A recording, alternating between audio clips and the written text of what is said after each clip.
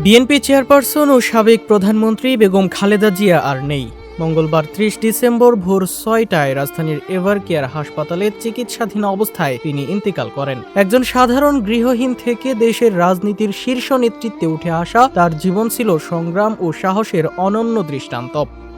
১৯৮১ সালে শহীদ রাষ্ট্রপতি জিয়াউর রহমানের শাহাদাতের পর প্রতিকূল বাস্তবতার মধ্যেই তিনি রাজনীতির মূলধারায় প্রবেশ করেন এবং বাংলাদেশ জাতীয়তাবাদী দলের নেতৃত্ব দিয়ে সামরিক স্বৈরাচার বিরোধী আন্দোলনে আপোষহীন অবস্থান নেন।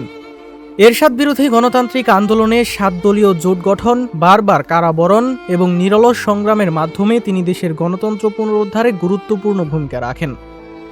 ১৯৯১ সালে অবাধ ও সুষ্ঠু নির্বাচনের মাধ্যমে দেশের প্রথম নারী প্রধানমন্ত্রী হিসেবে দায়িত্ব গ্রহণ করে তিনি সংসদীয় গণতন্ত্র পুনঃপ্রতিষ্ঠা করেন এবং ৩ মেয়াদে রাষ্ট্র পরিচালনা করেন।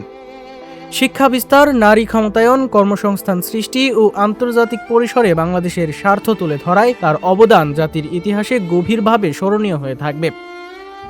আমরা কালোখালী টুডে পরিবার বিএনপির চেয়ারপারসন ও সাবেক প্রধানমন্ত্রী বেগম খালেদা জিয়ার ইন্তিকালে গভীরভাবে শোকাহত। মহান আল্লাহর কাছে তার বিদেহী আত্মার মাগফিরাত কামনা করছি এবং শোক সন্তপ্ত পরিবার ও দেশবাসীর প্রতি গভীর সমবেদনা জানাচ্ছি।